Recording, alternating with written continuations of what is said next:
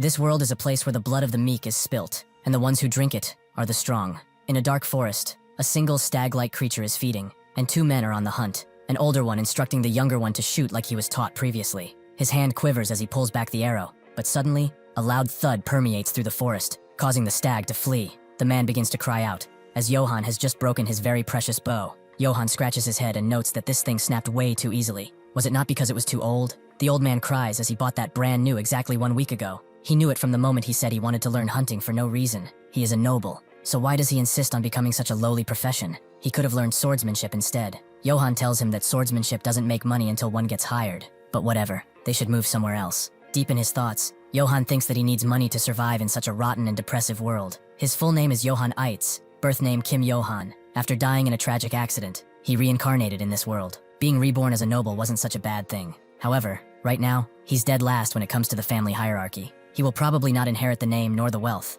If he's lucky, he won't get stripped naked and thrown out during his siblings' power struggles. Suddenly, the old man tells him to stop, as he just saw a pack of wolves, which he makes flee with one placed arrow. Unfortunately, the world he reincarnated into is a very realistic medieval era. He sees the corpse the wolves were nibbling on, thinking that this is a cruel death, to not be allowed death's rest. He wonders if it's someone from their village, and the old man cannot say, although one thing is certain, the weak are nothing but prey to the strong. Yohan suspected this. To avoid becoming prey in this age, he desperately needs money. When he first arrived in this world, he hoped he would awaken with some type of amazing cheat ability. But eventually, he understood that it doesn't exist here. So he changed his goal, and that goal is money. If he has money, he can leave this territory and do whatever. He could become a merchant, or even a free farmer. Money is all that he wants. It's everything, no matter what. He will scrape off every coin. The old man finds something interesting. The medicinal herb they talked about earlier, the little devil grass, is a rare herb, excellent for stopping bleeding and boosting alertness. Before he can finish his explanation, Yohan yanks it out of the tree, noting that it must be expensive, and puts it in his bag. The old man notices a pouch next to him and asks if he dropped it,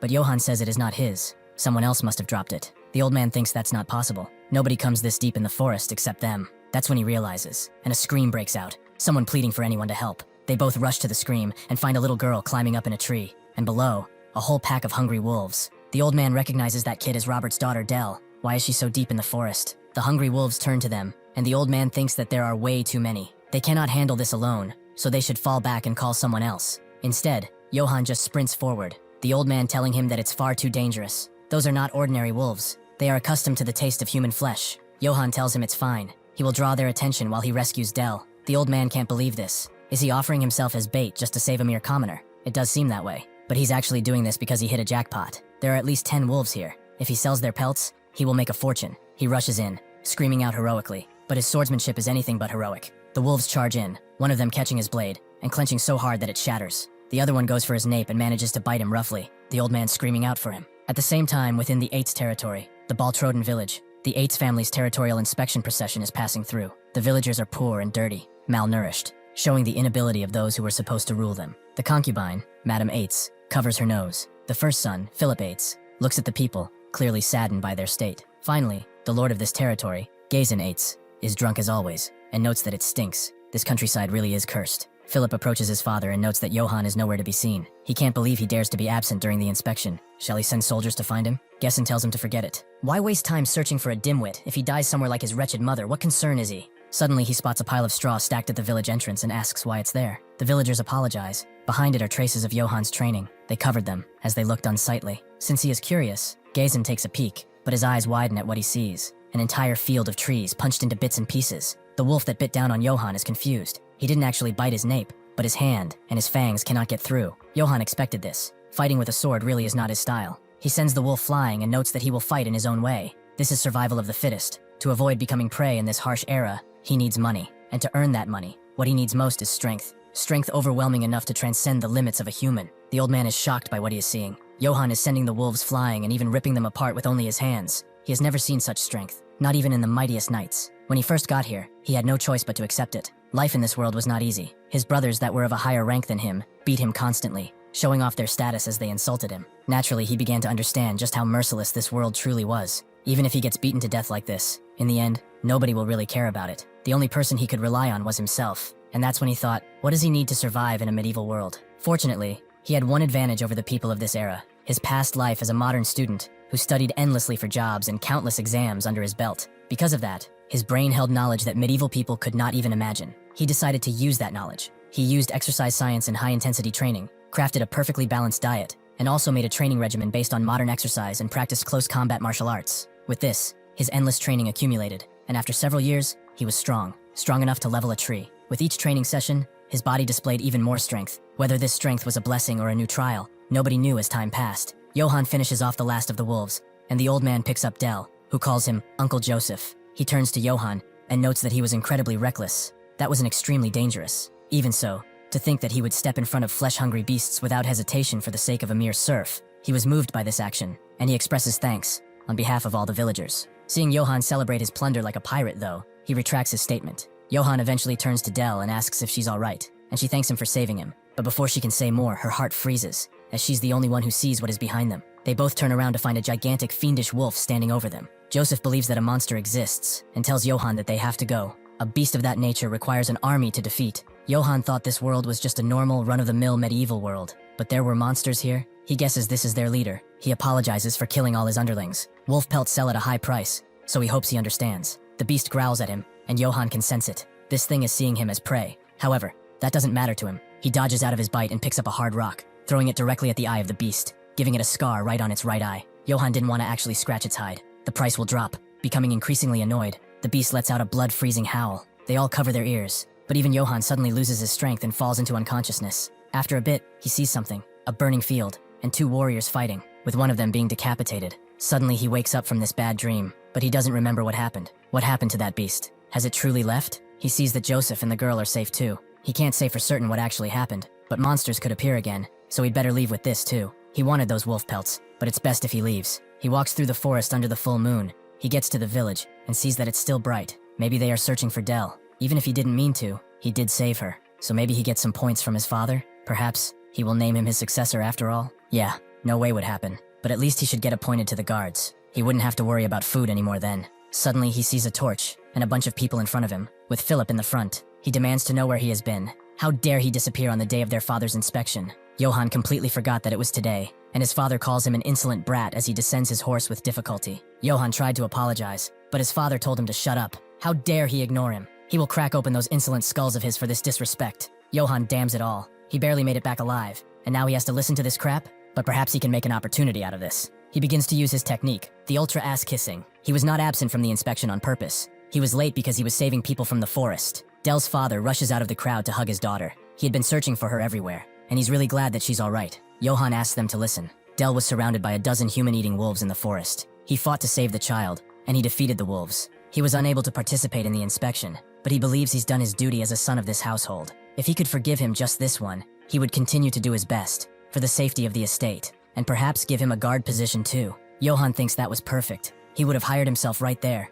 His father can't help but laugh. If he really defeated a dozen wolves, where are they? Did he expect him to believe what he says without proof? Yohan is kind of annoyed and says he's not lying. He even met a great dark wolf. His father tells him to shut it. How dare he live in front of him? He will rip out his tongue. Yohan asks if he wants a duel or something. He can prove his skills. Even though he doesn't like the bastard, he's still his father. He did not want to fight him for no reason, but he has no choice. His father agrees. If he's skilled as he says, he should raise his sword. They will duel with nothing but a weapon. Yohan is confused, as this bastard never taught him how to wield a blade. Yohan unsheathes his sword, but he forgot that he had broken it. His father sighs and tells Philip to lend his. As he does, Philip tells Yohan that it is not too late to ask for forgiveness. That is the only way he can make it out of here alive. Yohan believes that he did nothing wrong, and most importantly, a man doesn't just run away. He hopes his father will learn from this duel. He thinks this is for the best. If he shows the people how skilled he is, even he will acknowledge him. He charges in, his father shocked at the monstrous aura he's emanating, and he blocks. Due to the difference in quality, the blade shatters against the axe, sending tons of shrapnel towards both of them, and making Gayson kneel. Due to this, he charges in, thinking that this is a straight insult. Does he know why he didn't teach him how to wield a blade? It's because he would still be a useless piece of crap. No matter how hard he tries, he will never surpass him. This estate is his, and his alone. Nobody will take it from him, not even the Emperor. Yohan wonders what is going on. Has this bastard lost his mind from the alcohol? But that's not important now. He can't see well because of the blood. Philip screams out for his brother, as Gayson goes directly for his forehead. Yohan managed to block it with the broken sword, but even that breaks. He has officially lost. Gayson tells him to know his damn place. If he ever sees his ugly mug again, he will bash his head in. With that, he leaves. The villagers going up to Yohan to see if he is okay. Later, inside the chapel, Father Valberg screams out, as that was totally unfair. Yohan tells them to keep quiet as someone might hear them, but he doesn't care. He's from the Vatican, so he doesn't care. A knight should have honor. How could he treat his son in such a way? Yohan says that he's fine. At least he's alive. Valberg continues to scream out, as that bastard was in a full set of armor. Yohan laughs, and then looks down, sighing. That's just how reality is. He never learned how to use a sword, but he didn't know he was so powerless. Valberg tells him that Gason has been in many battles. He inherited the techniques of the family, and he has experience. He never stood a chance. He heard Brits in the estate next over illed 300 serfs on his own, which Yohan thinks is amazing. Technology really is important, he thought. He could easily defeat his drunkard of a father since he fought a huge black wolf. Valberg asks if that really is true. Did he truly see a black wolf? Yohan, confused, says that he did. Joseph and Dell can confirm that fact. What's wrong though? What's so important about that wolf? Valberg takes out a book and explains that ever since long ago, black wolves have been seen as taboo. The priests have come to call them omens of death. According to century-old stories, black wolves come bearing only death and blood. Yohan doesn't believe in stuff like that, but maybe the black wolf was a premonition of the duel that just happened. Valberg guesses so, but he shouldn't worry. The stories about black wolves are just that, stories. Perhaps God is guiding him, since he is a pure person who puts others above himself. Yohan wonders, is that really who he is? Meanwhile, near the Aitz estate, the Brits' barony, there is fire and brimstone. People are screaming out as they are slaughtered, but their attackers provide no mercy. The soldiers wonder why they try to run away. They are going to die anyway. Anyway, this is rather cruel, killing everyone in the estate and burning their bodies. Most soldiers don't care though. They just do their work and get paid. Somewhere in the estate, a woman kneels to Sir Karamov, reporting that the mercenaries have finished cleaning up, and they have found the seal ring of the Brits family. Karamov grips it, and notes that he had high expectations for Brits. He heard he took down 300 serfs on his own, but he barely lasted 2 attacks, and he wasn't even useful as a toy. He, Karamov, the sword of the Holy Empire, the proxy of his Imperial Majesty, and the recollector of the seals, decrees that he will punish all the corrupt nobles, as is the wish of his Imperial Majesty. All who are with the Emperor will be bathed in gold and honor. They will kill, steal, and burn them all, and their next target is the Aitz estate. As he sleeps, Yohan sees the same scene that he did with the Black Wolf. Someone is fighting a mighty warrior, but try as he might, he has no chance against him. His blade is much weaker, and the mighty warrior cuts through it, proceeding to take the head of the weaker now. As the head rolls on the cold ground, Yohan sees who the weak warrior was. It was him all along. He wakes up in a cold sweat. In his room, it was all a dream after all, but something doesn't sit right with him. Ever since he saw that Black Wolf, he's been having the same nightmare for days on end. He also remembers what Valberg told him of the Black Wolf, it being a bad omen,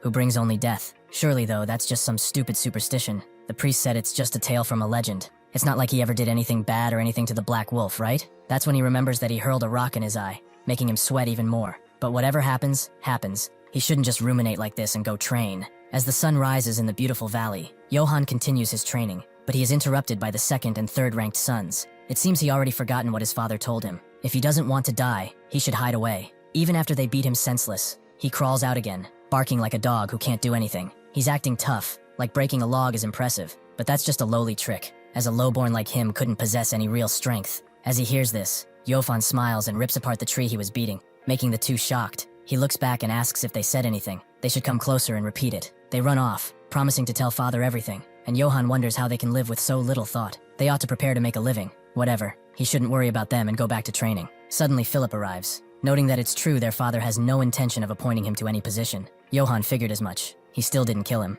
so it could be worse. Philip thought he would be disappointed, but Yohan doesn't really care. He will find another way to make a living. Philip tells it how it is. Their father fears him. He is undeniably strong, very strong, and that strength is a threat to him. He wants obedient children like him, but he is different. He insists on living by his own principles. He believes that one day, his strength will take everything away from him, just as he overthrew his grandfather. Yohan thinks that's nonsense, and Philip tells his serf to bring that here. The serf takes out a set of gear, a plain surcoat and a longsword, along with a spare set of chestplate. Philip knows he set his eyes on them for a long time. He is not like their father. He is not foolish enough to discard a person who is capable. That is why when he becomes lord in the future, he will appoint him as the captain of the guard. Until then, he should not neglect his training and stop causing trouble. Yohan tells him he's never the one who causes trouble first, but Philip just flips him off. Yohan looks at the armor. It's the one from his dream. If he wears this, will he die in the same way? However, for some reason, he feels he can overcome it, though he has no proof. Whatever the case, he will need equipment if he wants to win. Later that day, inside the tavern, people share stories about Yohan,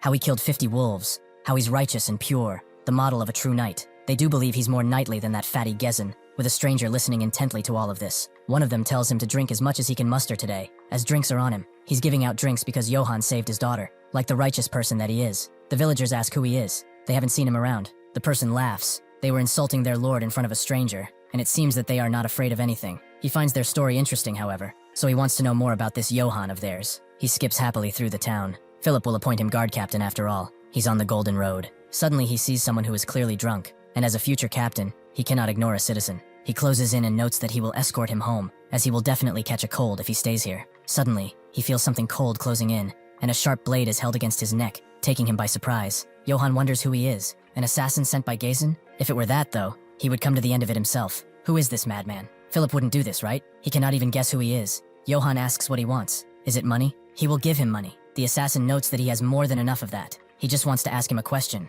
and if the answer is not wise, then he will end his life right here. Yohan is shocked at first, but he gets a grip eventually. He made it to round 2 of an interview with a major corporation once, but he has to answer perfectly to survive. The man begins, noting that he has a good body. It's hard to believe he's the son of that pig. Is he truly Gasin's son? Yohan wonders just what kind of question this is, but he doesn't make the rules here, so he answers like he would in an interview. Sometimes, a lion can be born from a pig's bloodline. The assassin stays silent, making Yohan think that this is the end, but suddenly he laughs. That answer is quite to his liking, it seems, and since it's to his liking, that means that he is now his. Yohan's eyes widen, as what does that even mean? This assassin is Kegel. He is the Empire's greatest assassin and the Nesso's guild poison master. He perfected his swordsmanship through countless assassinations, and because his movements were akin to a serpent, he later became known as the Venomous Serpent. However, even though someone like that had problems, he could not find a successor to inherit his swordsmanship. He searched everywhere, but only worthless insects who could never succeed him were all that he found. Some showed potential, but they refused to learn from an assassin,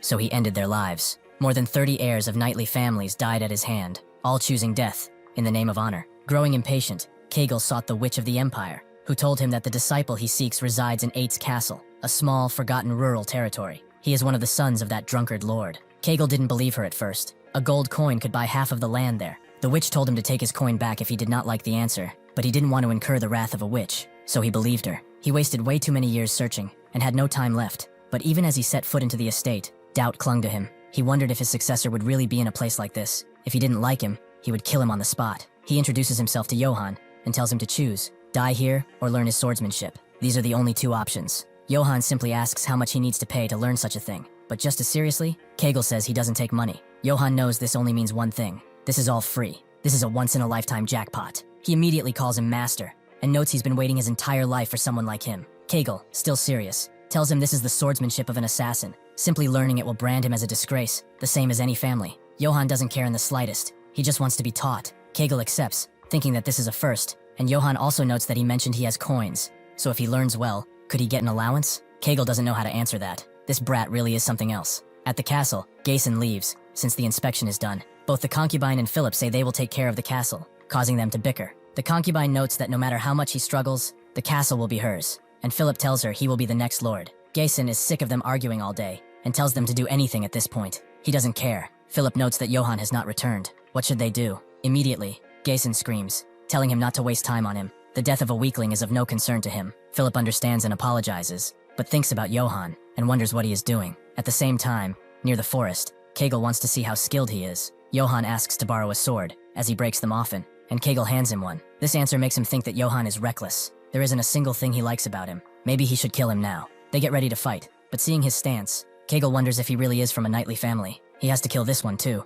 Yohan asks if he has to use swordsmanship, but Kegel says to use whatever he likes. Fists, or rocks, it doesn't matter. With that, Yohan raises his fist in the air and smashes his blade, making it shatter. In that moment, Kegel realized that all of his doubts were unfounded. This brat in front of him was a beast. He can't believe the air pressure he exudes just from a mere punch. If that were to hit him, all his bones and muscles would be crushed. He is not fighting a human anymore, but a beastly lion. However, a lion has nothing on the agility of a snake. Yohan can't figure out where his blade is going because of his technique, and gets hit squarely in the face with the hilt of the blade. Kegel expected at least for him to pass out, but this is ridiculous. Had he been born 1,000 years earlier, he would have been revered as a legendary hero. Yohan thanks his master, but he is not done yet, as he has a critical weakness. If he keeps going like this, eventually, he will die. Yohan sits up and asks what he means, so Kegel tells him. It's obvious he cannot control the strength he possesses, and that will eventually kill him. Yohan doesn't believe it. It's not like he's attacking himself. In response, Kegel pulls out another blade and tells him to charge in again if he is so confident. If he manages to break his sword, then he will give him gold. Hearing this, Yohan immediately rushes in, clashing blades with Kegel, but his blade immediately shatters into small pieces. This is just like when he was fighting his father. Kegel hopes he understands now. He just lost to his own strength. He will have to learn to control that power. Otherwise, sooner rather than later, he will die. Yohan asks if he purposely shot this fragment in his chest, and Kegel confirms as such. It's easy once he's proficient with the sword. Yohan understands it now. He needs to learn to control, and he will do so to avoid death. Since he is the future guard captain of Aitz after all, Kegel notes that if he learns how to restrain his power, even something like this is possible. Using his sheathed blade, he manages to cut right through Yohan's armor. This is something even he can do once he learns to control his strength. When he can do that, he cannot even imagine just how powerful he will become. But that's enough rambling. They should get to training. He warns him down. It will be difficult, and he might lose his life. Is he still ready? Yohan immediately agrees, not wanting to let go of this jackpot. Night turns to morning, and Yohan has finished training. Although his face is filled with bruises, he thinks he's learning to hold back, but it is hard, at least for now. He learned not to break his sword, but when will he get to learn swordsmanship? Suddenly he sees a bunch of elves at the gate, and asks who they are, and why they are standing there. One of them tells him that this area is restricted for other people, and he should shoo before they get mad. Yohan demands to know who he is to give him orders, so the elf introduces them as the affiliated mercenaries of the Imperial Majesty, the Wolves of Aquitaine. Yohan wants a job like theirs too, and asks how the pay is. Some ask if he wants to be one, and others tell him that they get much more than a guard captain, up to 2 gold coins per job. They open up to him and begin chatting it up. Yohan has never seen a gold coin in his life. It really is better than being a guard captain after all. Maybe he should change his career path. Suddenly, Karamov approaches from behind, and immediately, Yohan goes to unsheath his blade, but he is swarmed with blades at the same time. Karamov's assistant asks how he dares to unsheath his sword in front of their captain. He will be beheaded now. Karamov says it's fine and asks to know who he is. Yohan sheepishly introduces himself, and Karamov takes off his helmet, revealing that he is a rather handsome man. Yohan is confused by himself. He put his hand on his blade without even thinking. He never felt like this, even when he saw the Black Wolf, or when he was almost killed by his father. The murderous intent of this man is suffocating. It's as if he's mere prey. Karamov tells him to move, as he is in their way. Yohan does so immediately, and the mercenaries slap his back, noting that he's too scared. He should be more careful next time, although there won't be a next time. The night in training, Jane asks Karamov if it's okay to leave him there. He doesn't want to cause havoc on such a good day. Not yet, at least. Yohan has finally started to question what is happening. Why is a Knight of the Emperor in a rural place like this? Philip is shocked at the news of Sir Karamov's arrival. Why would such an esteemed figure come to a place like this? He immediately greets him as he enters, introducing himself. But the concubine is already next to him, trying to make sure that he knows her son is actually the heir, and not the one in front of them. She also tries to seduce him, but he doesn't even pay her any mind. He takes his helmet off as he sits in Gazen's throne, and demands to know where he is. Philip tries to tell him that no matter how great his reputation, addressing him like that is improper. The concubine thinks otherwise. He is the Empire's greatest knight, and there is nothing wrong he could do, especially by calling Gazen like that. Philip can't believe how cunning this woman is. She's trying to seize an opportunity to push her spawn as the next lord. Suddenly, Karamov demands they remain silent and get lost. The servants will bring him the finest alcohol they have, and until Gazen arrives, he will wait inside this castle. Yohan continues his training, but his mind lingers on Karamov, and Kegel screams at him to focus, as he's just thrown a bunch of knives. He has time to deflect them, but one almost goes into his neck. If the daggers he threw at him were laced with poison, he would have died. Why is he not concentrating? Yohan explains that recently, knights claiming to be the Emperor's personal knights came to the village, and something feels off. This is the Aitz family territory. No matter who they are, even Imperial knights shouldn't be able to shut the gates and control entry like that. Kegel asks why he even cares in the first place. Karamov is the Emperor's direct knight. He is the strongest warrior on the continent, the core power of the Holy Empire, and even the armor he wears is something legendary. Yohan asks if he is stronger than he is, and Kegel notes that if he ever had to face him, he would just turn around and run without hesitation. Yohan tries to say that the results of a fight can be known only after fighting, but Kegel tells him to shut up and know his place in this world. Right now, he cannot even control his own strength. He's just a dim-witted brat that doesn't know how to wield a sword. Yohan grips his blade tighter, noting that he will do it, making Kegel sigh and then tell him to charge. With that, the training continues. Kegel screaming at him to do it again every time he fails. Yohan wonders why it's not working. It's not even a real sword, just a scabbard. But why can he not cut it? Maybe it's the flow of strength. He shouldn't just swing blindly. He should transfer the flow of strength and concentrate it at the sword's tip. As he continued to swing, Yohan began to understand what it means to control his strength. Kegel realized this too. His sword was becoming sharper and faster. Yohan finally got it. If he tempers everything he learned so far with the proper amount of strength, then he can cut, just like his master does. Sure enough, he cuts through the scabbard and the blade, making him extremely happy. He celebrates and notes that it wasn't that hard, making Kegel think that it must have been luck, so he tells him to come again. This time, he will not hold back either. Unfortunately, it wasn't just a fluke, and he fell on his back against Yohan's attack. He has never seen something like this. Just what is this brat? He clearly taught him nothing but how to control his strength, yet he can freely use the secret sword technique, Serpent Tongue. He perfectly absorbed it after just briefly encountering it. He's even using it more perfectly than he. The experience of this old assassin told him this. Unless a miracle happens, Yohan is already someone he cannot defeat. The strongest assassination guild of the Empire was put to shame by this absurd brat. He explains to Yohan that his teachings end here. He will be leaving at sunrise. Yohan notes that he only just got the hang of using a sword. He's just ending it like this. Kegel tells him he already has everything he needs. As much as he hates to admit, He's become stronger than even him. He's satisfied as long as his swordsmanship does not vanish and continues. Now he should go and live his life how he sees fit. He's worked hard until now, so congratulations are in order. As they sit at a campfire, Yohan asks if he's really leaving, which Kegel confirms. He was never one to stay too long in a place. Yohan asks if it's because he's an assassin, but it's more of a personal trait than anything. Yohan also asks if he knows anything about ominous signs, and Kegel asks if he means the Black Wolf, which he does. He only recently encountered one, and afterwards, he dreamt that his head was cut off. So when he first came for his head, he thought he was the omen. Kegel notes that if he had killed him, then that would have been an ominous sign. Ill fates do not arrive in fixed shape, so before he leaves, he will give him some advice. First, he should find a weapon suited for his strength. He will need at least Dana's steel to withstand his power. That is a metal imbued with magic, existing only as a legendary relic. Its method of creation has been long lost, and it can only be mined from ancient ruins.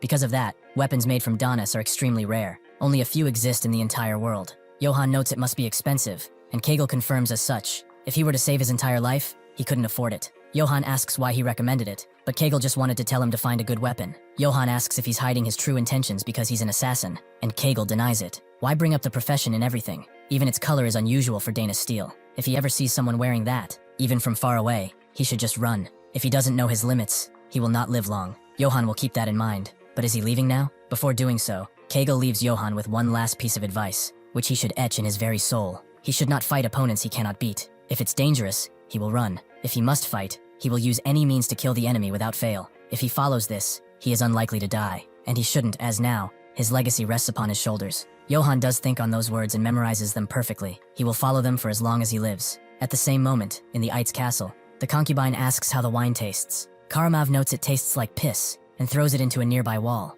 The concubine notes it was quite an expensive drink. It's a shame. The only alcohol better than this is in Gazen's bedroom, so how about they both go there? As she tries to seduce him, Karamov tells her to get lost, causing her to say that they don't have much time, as Gazen will arrive tonight. Karamov is very glad to hear that. He was sick of this. Now, he gets to enjoy himself. He begins to strangle the soul out of her. All the while, Philip is behind the door, watching as this unfolds. After Yohan leaves the forest, he sees the entire village on fire, the bellows of a massacre ringing in his ears. Gazen sees the smoke coming from the estate too. One of his men advises him to retreat at once, but he refuses, and runs right up to his keep. The mercenaries berate him, calling him a pig for taking so long. He's lucky Karamov was patient. After opening the doors, he sees the massacre that took place. The villagers he was supposed to rule now dead. Karama arrives, and notes that he's rather late. He missed the main party. Gazen demands to know what he is doing right now as he picks up his axe. What does he think he is doing here? Karamov tells him that he is found guilty of the attempted assassination of the emperor and high treason. By his decree, House Aitz will be eradicated. Gazen tells it how it is.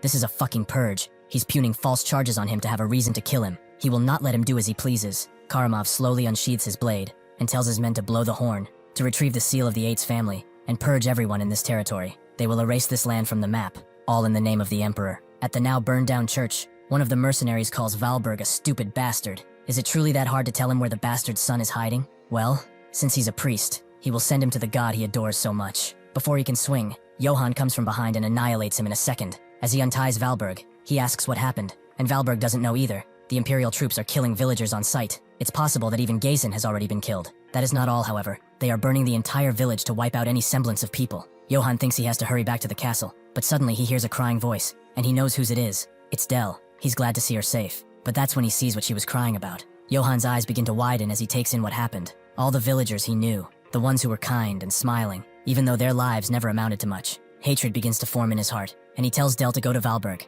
as he will protect her. As he leaves, Valberg tells him that he must not go toward the castle. He has to flee. He might be the last of his family. Yohan pays him no mind, and soon finds the head of his father on a spike, under that a plaque. Duke Johann Aitz has been executed for treason against the emperor. Anyone who retrieves his corpse without permission will be punished. The mercenaries eventually find him. They thought he ran off, but maybe he came back to die. In response, Yohan cuts the flag his father was beheaded on, and crushes it under his boot. Seeing this, the mercenaries get mad, and charge at him, but they cannot hope to match his hatred. He cuts them all, one by one, showing no remorse for his actions. He wonders why he is doing this. Why is he going back? Valberg was right. He should have run away. If he goes back, he will die for no reason. Suddenly, he finds Philip, who is glad to see him alive. He tells him to go and run away. Why did he come here in the first place? To watch them die. He wanted to give him this headpiece, for when he was to the guard captain. As he retrieves the headpiece, Yohan remembers Kegel's words, to run away if the opponent is too dangerous. This time, it's an emperor's knight. Even the master told him to run. But he also told him that if he has to fight, he also has to kill. It seems that time is now. He will not let their crimes go unpunished.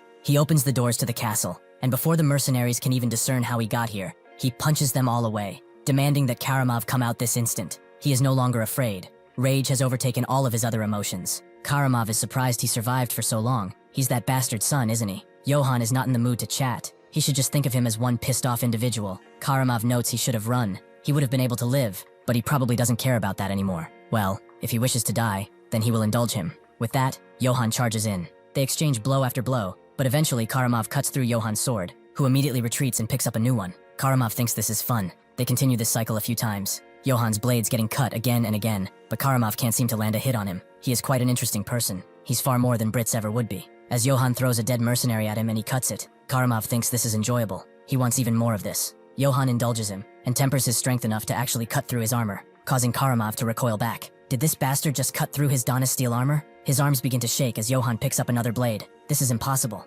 Humans are incapable of harming this steel. Yohan charges in again. This time he is on the offensive. Karamov has never seen such strength, but it is just that. Strength. He only swings widely without finesse, so he thrusts in, making Yohan lose another blade. As he suspected, he cannot even block a simple thrust properly. He's swinging purely by instinct, without technique. Did Gessen never teach him swordsmanship? Still, he is dangerous, and must be finished off now. If he uses that wide slash again, he will deflect it, before cutting off his head. Instead of doing that though, Yohan unleashes the serpent technique, moving with such swiftness that Karamov cannot hope to react, and he gets cut up. In this vulnerable position, Yohan is also able to punch straight through his invincible armor, causing Karamov to gush out blood. He falls on one knee, barely able to hold on. He recognizes this as Kegel's technique. This bastard was hiding his true skill all along. He let his guard down, damn it. He continues coughing blood, the wound proving to be almost fatal. Yohan, knowing he won, drops his helmet and asks why he did this. Karamov explains that this was for his Imperial Majesty. The Holy Empire is now more unstable than ever before. His Majesty has unsheathed the Imperial sword to correct it,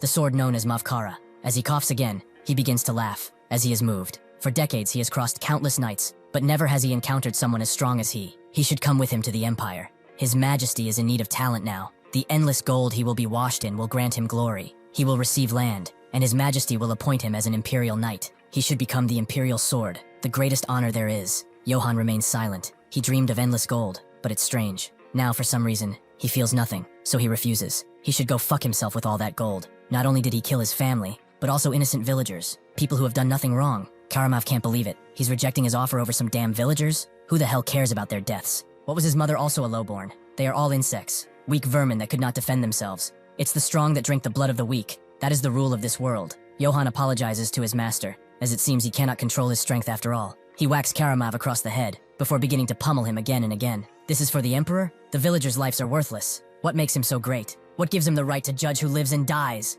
After minutes of pummeling, Yohan's fists reddened with blood. He walks away. Karamov calls him a fool. He should have taken his offer, but now it's too late. The one who broke the Emperor's sword will know only suffering from this point on. Yohan looks at him, and with that, Karamov stops breathing. This world accepts death so naturally. To survive, all he ever thought about was money. However, they slaughtered everyone in their territory, his family and neighbors, all butchered. Even if the whole world becomes his enemy, he did what had to be done. He will never regret what he did, no matter what anyone says. This is his will. This is how he will live. The knight in training, Jane, arrives at the scene and asks one more time, "Is what they said really the truth?" The mercenary who survived says that, without an ounce of falsehood, it is the truth. She must believe him. Suddenly he barged in, beat up all the soldiers, and then took Karamov's head with just his fists. That was the last they saw of Karamov. Jane doesn't understand. If that is the truth, then shouldn't Karamov's corpse be here? How does he expect her to believe such nonsense in the first place? The mercenary doesn't understand either. However, he did see it. One of the healthier mercenaries tells her that the pursuit party is ready, so she relents, and says she will be there shortly.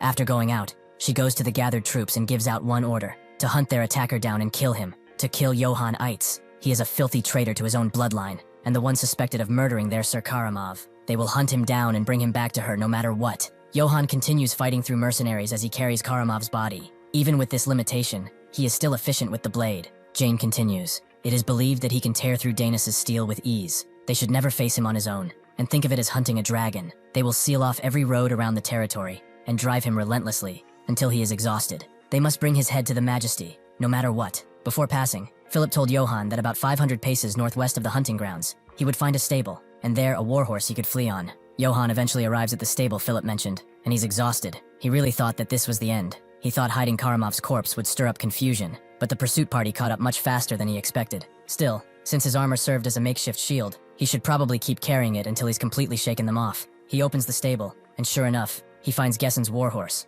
the last gift of his brother. With this guy, He should be able to rest a bit on horseback at least. He should also give him a name, and he knows of the perfect one, and that is Philip. The mercenaries swiftly get to him, however, and since they saw something glowing, that thing probably being Dana's steel, they will search every inch of the area, as they are sure to find him. Suddenly, some of them begin to hear hooves, and sure enough, Yohan dashes through them on horseback. The mercenaries try to shoot him, but the armor keeps him protected, and so, Yohan rode his horse throughout the night, quickly losing the pursuing party, and arriving deep within the Black Forest. He figures this should be deep enough, even though he was a twisted man. Not burying a person just doesn't sit right with him. In any case, his armor really does look quite expensive, and this blade too. It's light yet solid. This sword is made of Dana's steel too. He unsheathes it to reveal an ancient imperial script. It is the one who recovers crests, the crest recoverer. It's probably referring to the family crests, making it sound much more ominous. He will take the blade with him for now, and bury the armor. It's a waste, but carrying it around won't help him in the slightest. He will definitely come back for it later. He finishes burying that, and he's clearly winded. He knows that once word of Karamov's death spreads, the entire empire will be after his head. The countless knights who followed him will try to avenge him. His words cut deep, but his life was already just suffering long before this. What should he do now, though? House Aitz is finished, and he didn't manage to bring a single coin with him. His arms are still trembling, so he should rest for a bit now. Suddenly, he detects a presence behind him, and he turns around as the Black Wolf has arrived. Out of all times for it to show up, did it have to be now, when he's spent? In such a condition, he knows he stands no chance. He can barely hold his blade as is. He needs to get to the horse somehow. Suddenly, the mercenaries scream out that they found his horse, meaning that he has to be nearby. Yohan can't believe it. How are these bastards here? They even detected him. What can he do now? There's a monster in front of him, and an army in the back. He has no room for escape. Does this mean that this is the end? The Black Wolf surprisingly jumps past him and shreds his pursuers to pieces, making Yohan confused as he watches. Perhaps it did not see him? Well, that's not important right now. This created a path for him. This is his chance. Even if he can barely move, he will have to push through. He rushes towards his horse, and in one swift motion, mounts it and dashes away. He remembers his life up until now as he rides, the memories he made, the training that he did, and this land, his brother that he will never see again. Farewell, Aitz village. After the Black Wolf is done with the mercenaries, it watches him dash away, the purpose of its actions unknown. After traveling for a bit, Yohan finds another checkpoint. The way out of this place is completely blocked. He's officially screwed. Even since he has escaped, he hasn't eaten, slept, or done anything properly. He didn't think he would be hounded by mercenaries for 3 days straight. He's lost count of how many times he almost died fending off those bastards. He's at his limit. He doesn't even have the strength to keep going. Is there really no way out? Is his fate to just be caught by these bastards and executed? Suddenly, he hears something behind. A trade wagon with armed escorts. A peddler caravan, perhaps. That's when he makes a plan to disguise himself as a peddler too. If he looks like a part of their group, he will avoid suspicion and get through that checkpoint with relative ease. The peddler is called Eldon's, and he is of the Katana Trading Company. Suddenly, one of the guards, Kane, notes that they seem to have some heavily armed cavalry up ahead, and they don't seem the friendly type. That's why he suggests they prepare for battle. Another mercenary, Gamson, asks why the big fuss over a guy on a horse. If it comes down to it, they are 9 against 1. Goran tells him to look closely. He's fully clad in armor and riding a warhorse, unlike them. On top of that, he's wearing a plate helmet and breastplate. Kai has also spotted what the sword he's carrying is. That purplish sheen is definitely Dana's steel, no doubt about it. If he swings that thing down, their armor will be gone through like butter. They could get wiped out if they strike, but Gamson thinks that's a bit much. There are 9 people here. They should be fine. Goran tells him to get away, as he can't think properly with his stupidity interfering, and the others keep him steady. Eldons tells his men to get ready so they can attack the instant they see any suspicious movement from that guy. He will go ahead and check the situation out first. When he gives the signal, they will all attack at once. As he approaches the strange man, Kane tells his men that once the battle starts, they will knock him off his horse. After that, they will thrust their swords through his armor gaps. Eldon introduces himself to Yohan, and notes that he would rather avoid unnecessary misunderstandings. Would he also give him his name? Yohan didn't expect to see catfolk here. From what he can see, they are all pretty suspicious because of how he looks. He needs to make them lower their guard, first and foremost. He pulls up his helmet and introduces himself. He looks like this because he was attacked by bandits while traveling. They do not need to be wary of him. Also, could he tell the people behind him not to attack him? Eldon apologizes for being so rude. As a peddler, he always has to be prepared for any scenario, so he hopes he understands. Yohan says that he does. That is why he could let him travel with his group, perhaps? As he can see, he lost all his travel funds. If he could provide him with a little food and a place to rest, he would guard his caravan. Eldon guesses he's strong enough, and doesn't seem the overly suspicious type. They should do that then. They are on their way to Marseille, by the way. Since it is a fairly long journey, he should get acquainted with the other mercenaries he hired. Yohan thanks him and wonders where the place he mentioned even is. Goran asks Eldons what's going on, and Eldons tells him that this man is just a wanderer who will travel with them for a while. But they should keep an eye out, just in case, and if anything happens, they should not hesitate to strike. Yohan thinks that he got travel partners. Now, he just needs to get past that checkpoint. As they arrive, the mercenaries immediately stop them. If they wish to pass through, they will cooperate properly for a brief inspection. Yohan looks on, hoping that he can slip by without drawing attention. Eldon recognizes them, the wolves of Akaton. He's done business with them a few times. He introduces himself and wishes to speak with the one in charge. The mercenary who stopped him is shocked. Is this the man in charge of Katana Trading Company? The business that has its main office in Marseille? The commercial hub? The city of Marseille is a place even the emperor cannot touch without caution. He introduces himself candidly and notes they are just following orders to search for a runaway trader. If he could please cooperate. Yohan expected this, but he's still surprised that they put up checkpoints just for him. Suddenly, one of them approaches and tells him to take off the helmet right now. Yohan makes up an excuse, noting that he has a bit of a condition on his face. The mercenaries laugh, wondering if his mother dropped him or something, but they would still like to see that mushed up face. Or perhaps, is he hiding something? Yohan looks at the mercenary. If it comes to this, then he might as well just fight. Suddenly, Eldon screams that this is far enough. Are they seriously suspecting the Katana Trading Company of such things? The mercenary tries to tell him that they are carrying out an imperial order, but he doesn't care. Didn't he tell them to go bring their commander officer already? If they interfere any further, he will have no choice but to file a direct complaint at their captain, at the Marseille branch personally. With this, they decide to let them go. The mercs noting that Yohan got lucky. As they leave though, they stare at him specifically, perhaps already knowing who he is. As night falls, they decide to camp, Eldon taking care of business as the others make a fire. They also tell Yohan that he can go ahead and sleep, since he has nothing in particular to do. Yohan immediately lies down, his bones themselves tired from the journey. As he sleeps though, the wolves appear in a nearby bush. Their plan to surround them from the hill and strike all at once. In the real world, this staff sergeant, during battalion-level tactical training, successfully carried out defense in depth, defending against a large company-sized enemy force with only a handful of troops. He displayed outstanding tactical sense and became an example to his peers. Therefore, he was rewarded a commendation and 4 nights and 5 days of reward leave. He graciously accepted this reward. Maybe the army did suit him. Good thing he studied so much strategy. However, there's an outdated top-down culture, murderous duty shifts, and work conditions, like scorching hot or freezing cold. He could endure all of that, however, if it were not for the paycheck smaller than a flea. They will chain him down too, as one can enter the army easily, not so much when it comes to leaving. Yohan wakes up. It was all a dream, it seems, of what he was doing in the army. He looks up at the night sky and suddenly catches one of the arrows that is flying on their camp.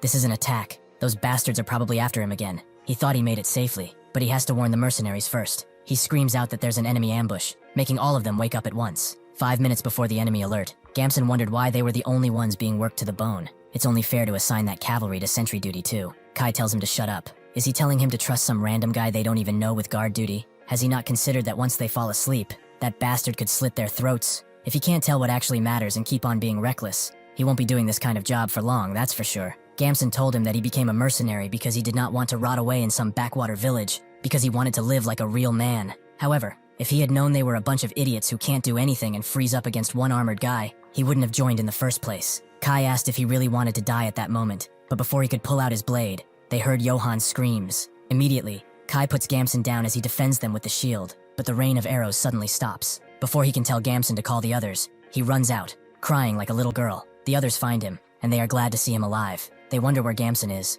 but Kai says it doesn't matter. Is Eldan safe? They confirm he is hiding under the wagon, but whatever. They should get ready to fight. Yohan, upon seeing them, tells them to form a circular defensive line around the wagon. They don't know which direction the enemy will attack from, so they have to stick together. Kai asks who he is to give them orders. They will handle their own end, so he should worry about keeping himself alive. Yohan can't believe them, and as they hand each other a shield, he demands one too, as he has fought a similar battle before. Eldon screams to not do that. They don't have enough shields for themselves, and he will have to survive on their own. Yohan damns their pride, and suddenly, he sees who is charging in. Not the wolves of Akaton, but just some bandit guard. The mercenaries charge in. Yohan wondering who's supposed to guard the wagon if they do that. The mercenaries, however, seem to be just as rabble-rousing as the bandits, who outnumber them 3 to 1, and eventually, they break through Goran's shield, threatening to end his life. Yohan sees this and charges in, his dark blade cutting through the bandits like it's nothing. Yohan can't believe this blade, and the fact that it's glowing too. The bandit leader knows what this is. It's absorbing blood, meaning that it's a demonic sword.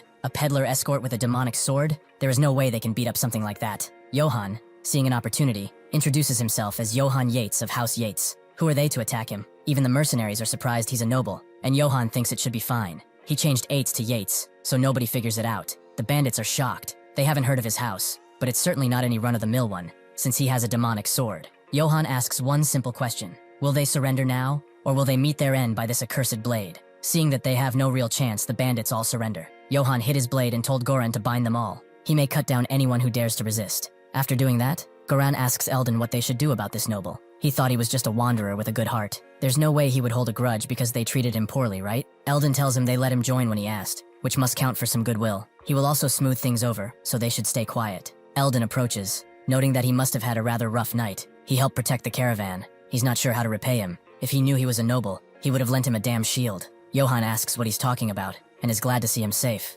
Eldon is shocked. Is he really not going to ask for compensation? Is this one of those good nobles he hears of in stories? Yohan smiles and tells him to lend him a shield next time he asks. Eldon agrees. So next time he will give him a shield before anyone else receives one. Yohan was also thinking of interrogating them. Could the mercenaries help? Eldon agrees, but now that his status has been revealed, it would put their mind at ease if he spoke more formally. The mercenaries push the leader of the bandits to Yohan's feet and ask who he is, and why he attacked them. The man explains that they are the private soldiers of House Brits, a house that has been wiped out. A few months ago, the House Brits was suddenly besieged on the charge that they supposedly plotted against the Emperor. Those bastards killed everyone. Men, women, children. They didn't care. The ones who attacked were the Wolf of Akiton. They resisted as much as they could, but once the noble executioner joined them, they had no choice but to run away. The mercenaries wonder who that is, but guess it's the Emperor's hunting dog, Karamov. The leader apologizes. He has committed a crime worthy of death. They never expected a noble would be traveling with a trading caravan. The Imperial army chased them, called them rebels, and the Northerners turned their backs on them, stating that they were being cowardly.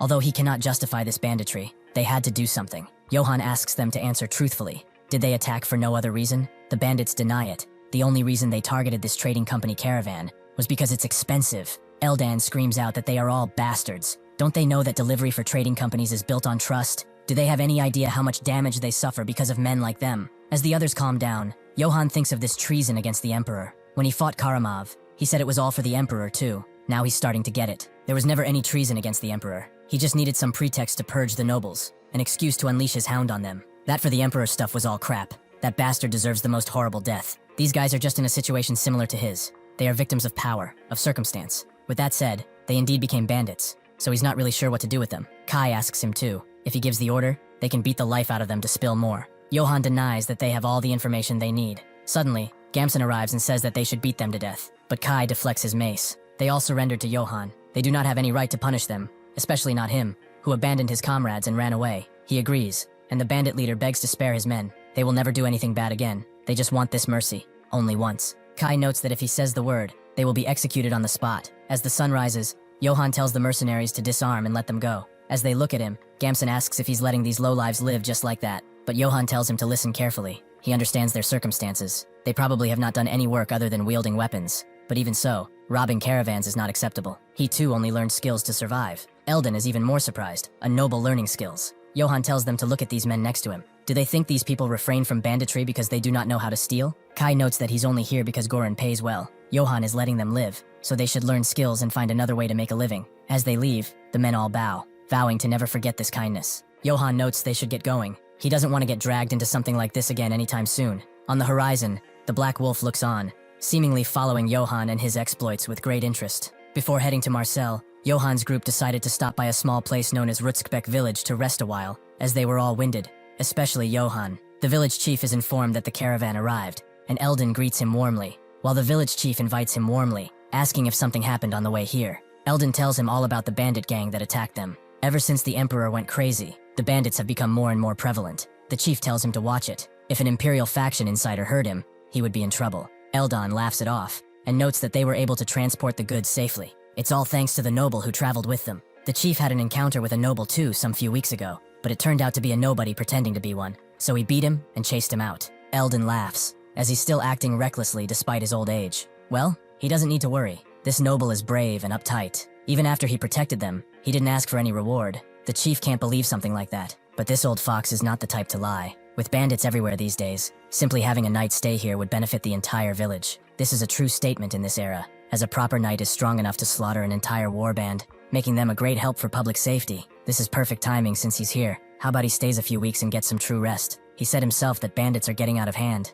Eldon notes he can't impose on him like that, but the village chief doesn't believe they can't impose on each other. Eldon knows this wrinkly bastard is trying to snatch his companion away, and the chief knows this fur carpet is trying to get in his way. Meanwhile, the valiant knight they are fighting over is slumped below a tree, very hungry, looking like a beggar. Suddenly Goran arrives and gives him a bag, with the money they seized. They sold off all the bandit property. It's not a fortune, but it's a decent amount still. Yohan asks if he really didn't take any for him, and Goran notes that he was the one who captured them. So naturally, no. Yohan looks at him and gives it back, telling him to split it with his men. Goran believes this is far too much. They surrendered to him. It only makes sense that the bandit money should be here. Yohan already took his share, and really, it's completely fine. He thinks it's not fine in the slightest. It hurts to give up the money he got with his hard work, but compared to running at the wolves of Akaton alone, spending some money to stick to them is a lot better. He also notes that he didn't fight himself. They fought together, which means they are now comrades in arms. With that, he leaves, and Goran is completely touched, as this is a true knight, a knight who cares for the ones below him. With that, he goes to his mercenaries and notes that Yohan has shown generosity to them and distributed the proceeds from selling the spoils of war. They should form a line and come forward to receive their share. The mercenaries can't believe it at first, but then cheer for Yohan, calling out his name throughout the night. Later that night, as Yohan sleeps with his blade, someone crept the door open, putting out the candle in his room. It seems to be an assassin who is ready to strike.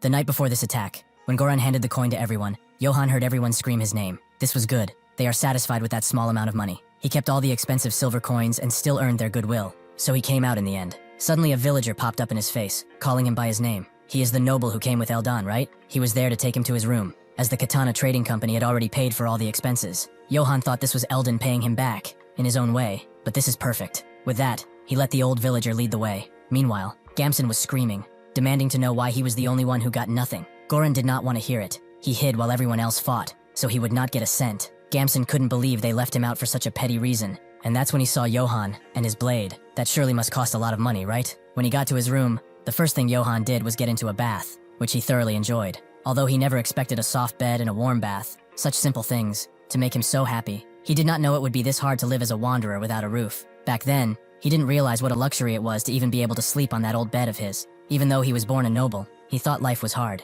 Then that mad bastard of an emperor raised his family down, and it seems he was not the only victim of his madness. Still, he did survive, so he's better off than most. Now, he wondered if accepting Karamov's offer was the wise thing to do. At this rate, the Imperial Army will definitely catch him and have him executed. He needs to think of another way out of here. He remembered that the wolves couldn't do a thing to Eldon. A proud mercenary band wouldn't be scared of one mere merchant. They must be wary of his trading company. He also remembered learning about the trading companies at the village market when he was young. The trading companies in the same network share information and funds across borders. And if they are a powerful company, they can move nobles, politicians, or even an army. If he wishes to survive while being hunted by the Empire, he needs to get close to a trading company no matter what. Well, he should think about this complicated stuff later. For now, he will fill his stomach and sleep.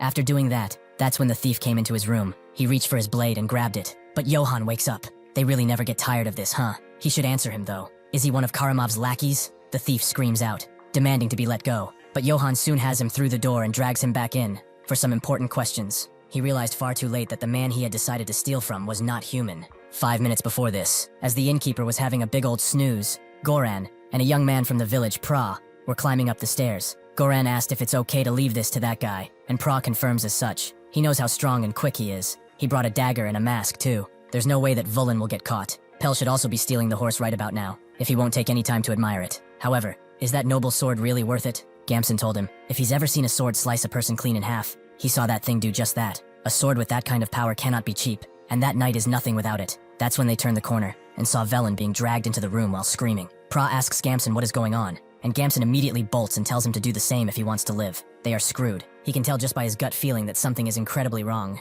The innkeeper wakes up too due to the commotion, recognizing Pra, and demanding to know what the hell they are doing. Pel is waiting for them outside, who is glad to see them, but Gamson tells him to shut up and get ready. Pel asks where Vulin is, and Gamson tells him he's either dead or about to be, but he told them to run already. As Gamson gets on the horse, Pel asks what about Vulin, but Gamson tells him that the noble bastard might chase them here, so he should hurry and go. Pel refuses to leave without Vulin, and that's when Yohan bursts through the inn, staring them down from above like a vengeful demon. Somewhere in the southern outskirts of the Holy Empire, a few guards put up a signpost with a warning notice. These people have stolen a noble's property. By his edict, they and their families are hereby punished and hanged. This is the edict of the Emperor of the Holy Empire, Cardirian Bizelferk. One of the guards wonders what they stole to end up getting hanged. Did they run off with a family crest or something? The other guard tells him that one person stole a chicken and 3 eggs from Baron Dvorzak's territory. The other guard couldn't believe it. They all ended up like this, suffering such a cruel fate, just because of some chicken. While Eldon is enjoying his meal, one of the servers notes there's a problem. Gamson from the mercenary band got caught trying to steal Yohan's belongings.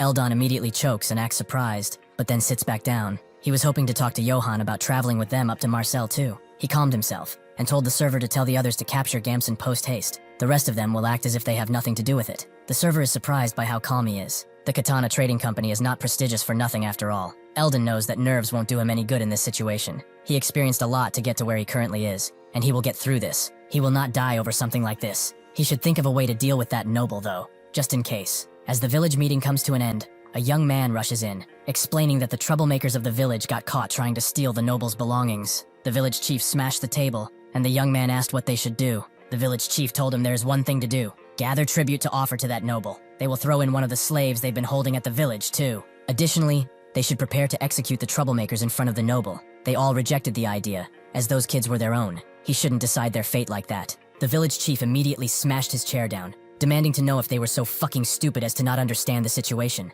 Have they forgotten the edict of the emperor? They have to make the first move before the noble does. That is the only way to survive. Those who covet a noble's property may have their tongues cut out, along with all their immediate family members, or be sentenced to hanging without trial. Some places had entire families wiped out because of his edict, simply because they demanded 1 chicken and 3 eggs in place of unpaid wages. All nobles are like this. Now what do they think that the nobles their brats messed with is going to do? They have offended a noble, so he will punish them. He might even cut off the hands of everyone in the village while babbling about honor. One of them says this is Count Jarpen's territory. No matter how great his house is, they could ask for help. The village chief told him to wake up to reality. Nobles only care about their little honor games, and not for villagers like them. The others couldn't say a thing against this, and the village chief told them he didn't want to do this either. But what choice do they have? The village will live if those kids die. He's truly sorry to sacrifice their kin, but this is for the village. Yohan has already gathered the perpetrators in the middle of the village, and he seems rather stoic. But this is because he thinks this has gotten way too big. He thought they were assassins, but they were just some stupid kids trying to steal something they didn't even know about. They must have done it because of how his blade looked, meaning he should keep it hidden from now on. It's partly his fault for even carrying it out in the open like this, so he will scare them a little, and let them go afterward. The village chief comes up to him and asks if he is alright. Yohan immediately says that he is not. It seems that in their village they welcome sleeping guests by putting a blade to their throats and robbing them. Is that it? The village chief immediately smashes his head on the ground as an apology. This is his fault for failing to keep those idiots in check. Yohan thinks that's enough of a scare, and tells them to be careful next time. They all may leave now. Suddenly though, the village head pulls out a dagger, and announces he will personally make up for it, by cutting off their heads in his honor. Yohan thinks this lunatic is making the situation even worse, and tells him to stop, but the village head refuses. Those who have sullied a great knight's honor deserve only death. Vulin begs to be spared, but the village head still swings, some of the villagers not being able to look at this grotesque act. Suddenly, Yohan smashes his blade into the ground and asks if he has something in his ears. He will stop this instant. The village head freezes in fear, along with everyone else, even the air itself becoming silent. He asks if they have lost their minds. Are they going to kill people over such a trivial reason? If they wanted them to pay for their crimes, they should pay with money. The villagers are still silent, Yohan thinking that this was perhaps a little bit too obvious. He rephrases, "How can honor be more precious than the life of a human? They will untie them at once and scram." The villagers fell on their knees, to think he would make such a decision. The fathers and mothers of those kids rushed to their children, and the village head cannot believe such a noble exists. Eldon was telling the truth. He apologizes to him for thinking he would skin him into a pelt someday. The perpetrators thank him too, as they will never forget his kindness. They fail to realize how honorable he is, and fell victim to the ruse of this moron. Gamson spits on the ground, and upon seeing Kane approach, tells him to hurry up and untie him already. He damns this unlucky mercenary band. He should just get out of here while he can. Unfortunately, that day will never come, as Kane pulls him by the hair and tells him to relax his body, as that will make it easier to cut. Before Gamson can ask what he's doing, Khan slits his throat open, right in front of Yohan. As Gamson slumps to the ground, Yohan stares Khan down and demands to know what the hell he is doing. Khan explains that under the Holy Emperor's edict, he has executed the one who coveted a noble's wealth.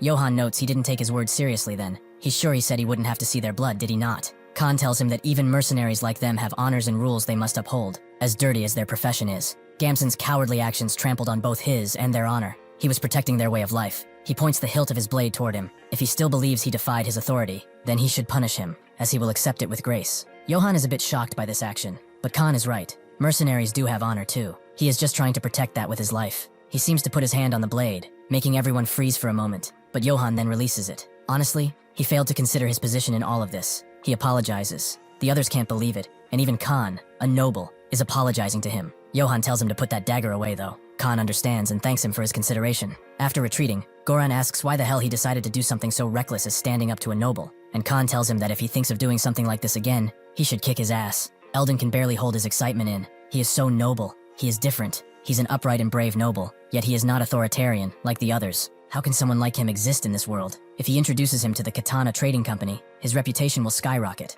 so he will make him an ally no matter what. After leaving the village, Yohan looks at his reward. He looks at it because it seems expensive, but it's broken. Besides that, he also received a slave, whom he has to take care of now. The village head gratefully handed over what the villagers could scrounge up, and Yohan immediately picked the watch. as it looked the most expensive. The village head also told him about the slave. He may not look like it, but he's good with geography, and he will come in handy. That was Yohan's first time seeing a slave so poorly kept. Leaving him like this will put his life at risk. Yohan thanked them, and told the village head to have him washed, and get him something to eat before they leave. The village head told Godin to rejoice, as he is now in the service of an honorable knight. Even though he took him in, Yohan still feels uncomfortable using a slave. After they make camp, one of the mercenaries notes that they never thought they would eat meat and soup while traveling. This is all thanks to Yohan sharing the spoils. Godin comes around Yohan too, bringing him his meal. Yohan thanks him, and notes that from now on, he should address him by his name, and not by master. Godin sheepishly does so, making Yohan wonder why he's so shy. Anyway, how did he end up becoming a slave when he's skilled in geography? Godin tells him it's not a pleasant story, but Yohan notes he has his fair share of unpleasant stories to tell. Godin is surprised by that, and things happen to him even though he is a noble. But Yohan wants to hear his story first. Godin explains that he was originally a peddler who transported and resold in the eastern region. He delivered weapons made by blacksmiths to nearby areas. Then, at the order of a noble, he ended up smuggling gold. Yohan notes that smuggling gold is the death penalty at least. He was lucky to live, but why did he accept? Godin notes that he needed a lot of money to send to his family, as his younger siblings were sick and starving. That is why he kept delivering gold. The noble instructed him to hide, but one day he reported him. Yohan understands after he served his purpose, he was thrown away to make sure that he doesn't spill. Did he request a trial at least? Godin didn't. Because of the emperor's edict, he didn't even get a chance to speak. Yohan damns that emperor and asks if he at least sent money to his siblings. Godin denies it and notes that in exchange for not being killed, he had to do certain favors in front of the guards. He apologizes for crying. It seems that he has dust in his eyes, and Yohan tells him that he needn't worry about that in front of him. Yohan is mad, really mad, to the point where his teeth are chattering. If one has no power,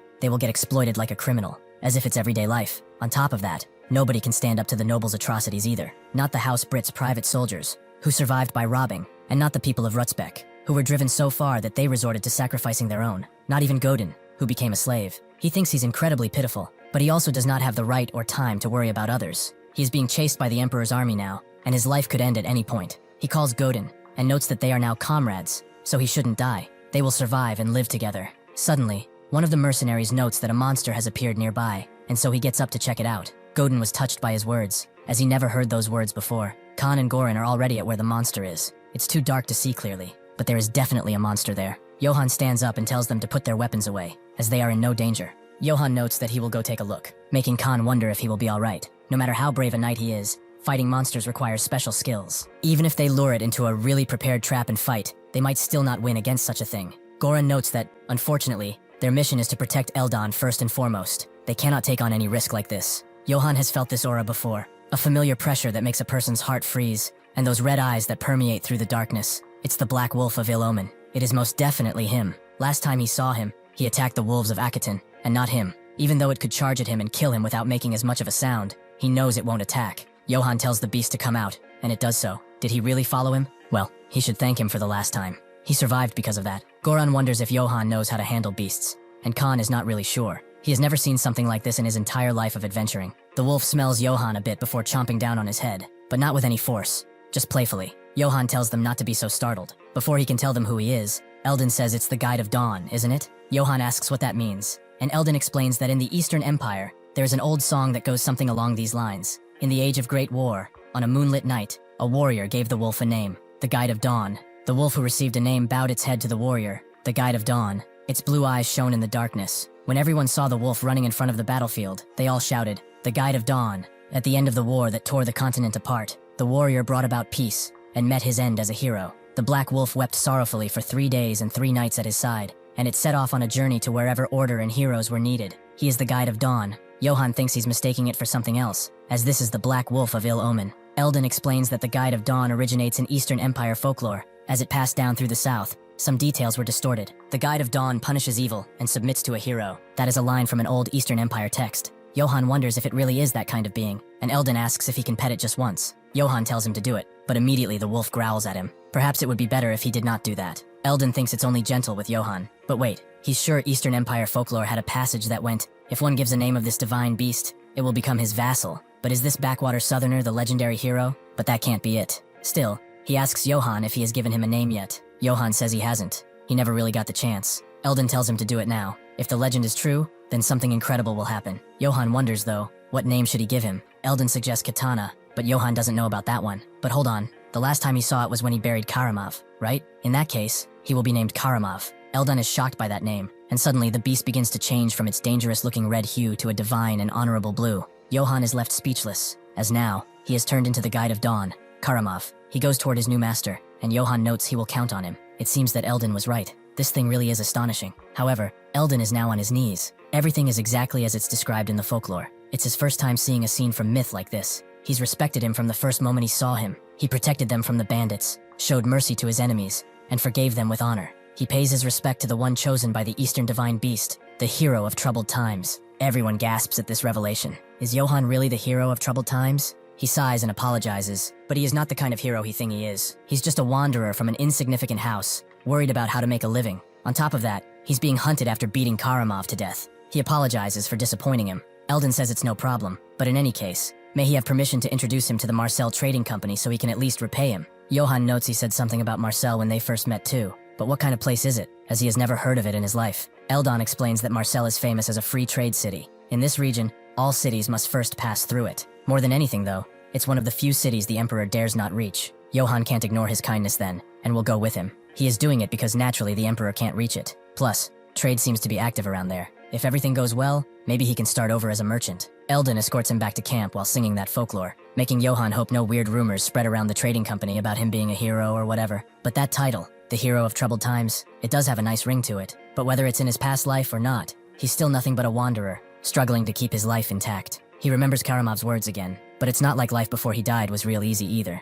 This time it's just different. This time he will move forward, step by step, with his own two legs. He will go to the city of wealthy merchants, Marcel. Yohan is impressed by the city, with Godin noting that he never thought he would come back here. Since they are in the merchant city, Yohan guesses they should do some shopping. He sees a cute dog, asking what he's doing over here, and one of the sellers pets it, finding it cute. Yohan is glad that the guy looks like just a cute dog to everyone else, hopefully. The day before entering Marcel, Yohan told Karamov that a puppy might be fine, but there would be chaos in the city if he brought in a monster like him. Could he wait? Suddenly Karamov glowed with power and got a lot smaller. Yohan guessed this was one of his divine abilities, and Godin immediately hugged him. Yohan guesses there won't be any issues if he's on that side, but he miscalculated. As he's still drawing attention, they need to get out of here, as they are still being pursued. Godin grabs his attention and explains that if he buys a large bag that can hold luggage, oil, and vinegar, he can handle the equipment. Yohan forgot he was a merchant too, but he only had 4 silver coins. Can they really buy that much with so little? Godin picks up 1 silver and promises to get everything he mentioned with just 1 silver.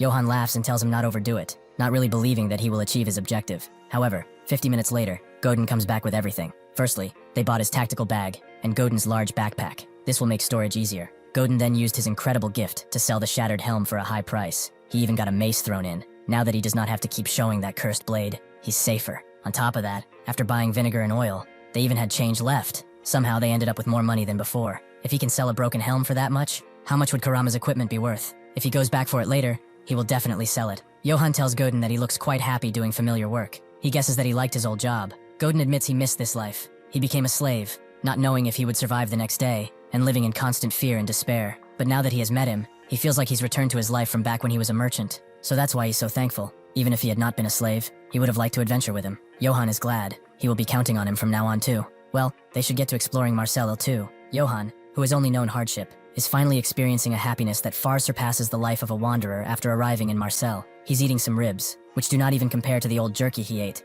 which had the texture of a leather shoe. This meat melts in his mouth, and back then, he couldn't even take a bath, and his whole body itched. But here, he can bathe whenever he wants. When he was traveling, he never had a proper space to sleep, but here, he can sleep under warm, soft blankets. Life in Marcel is very good, and he has decided that he is going to settle here. And so, Yohan dreamed of settling down, but fate did not allow such a thing to happen. The next day, in the city square, as Yohan is enjoying his peaceful life with Godin, he overhears some merchants talking about bandits, who, this time, took one of the merchants' daughters. On top of that, the goods they were bringing were stolen too. The merchants were worried about the news of tomorrow, how they would live properly with bandits roaming about. Godin noticed the atmosphere wasn't good, and he guessed it was because of this. Suddenly, one familiar mercenary screams at a meat seller, wanting 1 meat skewer, as he had not paid yet. It's been 4 days since he last ate anything. This man was a straggler from the mercenary group Wolves of Akiton. He lost his main group in pursuit of Yohan, and as he wandered, he ended up drifting here. Suddenly, they both notice each other, and the mercenary immediately begins pulling out his blade.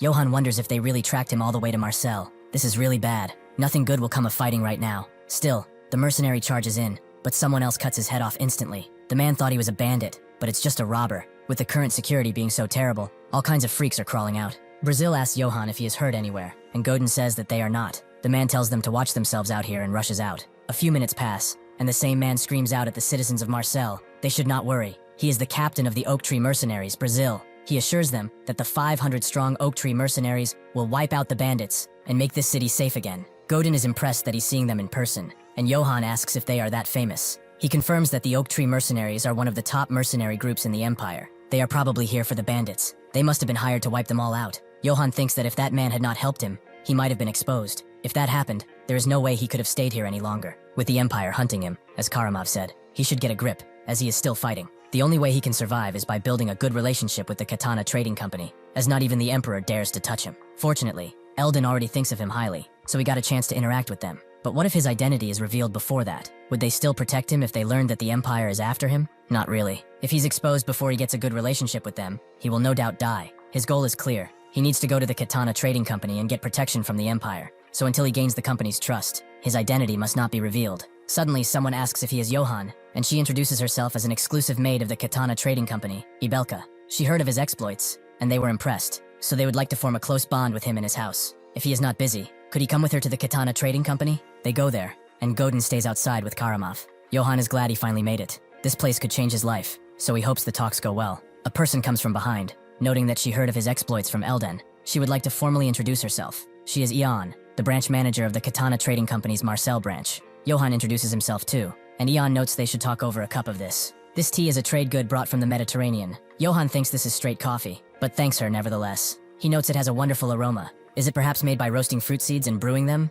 She confirms as such, and notes that it's rare for someone to recognize it. Now, they should get down to business, as they can guess why he has come here. Yohan wonders if they knew about him being hunted down, but Ian then says that he has ambition in his heart. She heard from Eldon how he protected the innocent, and showed mercy even to enemies. Seeing that a man like him has come to this city, where bandits run rampant, she was able to discern that his ambition is to save the city. Yohan doesn't have a single clue about what she's talking about, but he plays along, noting that she has seen through his intent. She notes that ambition is not a bad thing. On the contrary, it's a worthy virtue, and their company loves to sponsor the ambitions of those who are worthy. If he wishes, they can even introduce him to the governor of Marseille. Yohan is shocked. The governor is basically a mayor. Maybe he can get them on his side too. If everything goes well, even if the emperor shows, he won't be able to do anything. Yohan thanks them for the offer, but could she tell him exactly what sponsorship entails? Eon explains that it means every service their company provides, such as restaurants, inns, and even entertainment. He may enjoy anything he wishes under the name of Katana. However, there is one condition. He must promise to fight under the company banner whenever required. Yohan understands. In other words, she wants him to deal with the current bandits. She denies it. The Oak Mercenaries have already departed for that. They would like him to do something else. Recently, the number of shop districts holding a grudge against them has increased. They say the Katana Trading Company is monopolizing the market, and the louder their complaints, the harder it is for them to handle. They would like him to remove the members of those disgruntled shop districts, preferably their children too. That is their condition. Later, Yohan leaves the building, and Godin asks how it went. Yohan seems somber, but suddenly tells him that they will go and suck some honey. 1 hour earlier, Yohan refused. In a city as large as Marseille, it is only natural for complaints to arise if they monopolize distribution, and yet, instead of resolving it through discussion, they want him to kill them. Their families too? He cannot kill innocent people. He refuses to do it, so they should pretend that this deal had never happened. Ian looked sternly at him, but then smiled, noting that he passed. They were gauging whether he was suitable for their sponsorship, so he should forgive their impudence. Yohan asks if what she said about the monopoly complaints is true, and she explained that the Katana Trading Company has never monopolized distribution, nor have they incurred any resentment. On the contrary, they distribute quality goods at accurate prices. They are rather well liked among merchants too. In any case, they wish to keep the terms first proposed, which does not mean they expect him to head into the battlefield immediately. The Oak Tree Mercenaries have already gone to subdue the bandits. He's free to rest and enjoy the benefits in the meantime. So, would he join hands with them? Yohan smiled and gladly accepted. Godin now wonders what his previous words meant, and Yohan explains he wanted to say something like, "Let's go eat something expensive," as they are using money from the Katana Company. Godin guesses the talks went well, and Yohan confirmed they sponsored him. Godin congratulates him, and Yohan thinks that everything is finally going well. The bandits around have been causing trouble, but once the Oak Tree Mercenaries wipe them out, this place will be peaceful, and he will live a happy life of pure relaxation. Suddenly he hears a scream, and it's from the city center, where 2 bodies have wound up. Yohan wonders why the hell he's seeing bodies here, and Goran is glad to see him here. Yohan asks what's going on, and he explains that the bandits around this place have grown more violent. After murdering the families of the city merchants, they threw their bodies here to threaten the city. The merchants have had enough too. This means nothing is being resolved, and they should hold the city accountable. One of them tries to argue with reason, noting that the emperor is inciting these bandits, but the other merchants don't believe him. There's no way an emperor would do such a thing. Outrage begins to spread, more people announcing their disdain, and Yohan is mad that his peaceful life is over before it even began.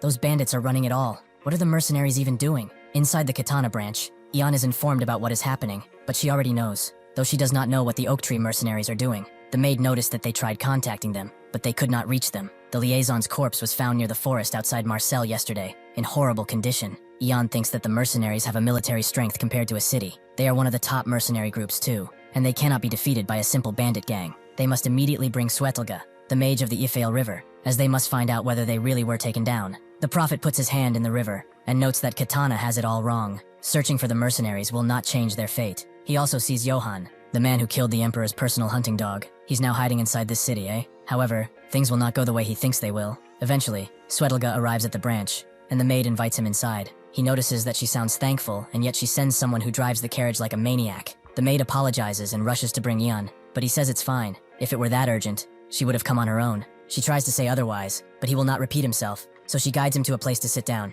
As Swetelga strokes his beard, he notes that according to the voice of Ifeil, he would be able to meet him here. Yohan is outside too, dressed more adequately, as today is the day he will meet Marcel's governor. He's going to get on his good side and settle down here, putting an end to his life of wandering. As they walk in though, Karamov begins to growl, with Yohan asking what is wrong. Swetelga notes that the name he gave him does not suit a divine beast. Yohan wonders who he is, and how he knows Karamov is a divine beast. Yohan asks who he is, and Swetelga introduces himself. He is the sage of the Ifeil River. Yohan is confused, and Swetelga notes that basically he's a mage. Yohan completely forgot that this world has magic. He came here to meet the governor, but he lucked out and met a mage too. Big cities really are this good. He notes that it's an honor to meet him, as he always wanted to meet a mage. Swetelga blushes, but for someone being hunted down by the Emperor himself, he looks pretty good. Yohan asks how he knows, and Swetelga explains that with his magic, he can see the secrets of the Ifeil River, the past, and the future. Yohan asks if he's going to report him, but Swetelga asks why he would do such a thing. Who does he think he is? He is the one who knows the secrets of the mighty river, a seeker of mysteries within the laws of nature.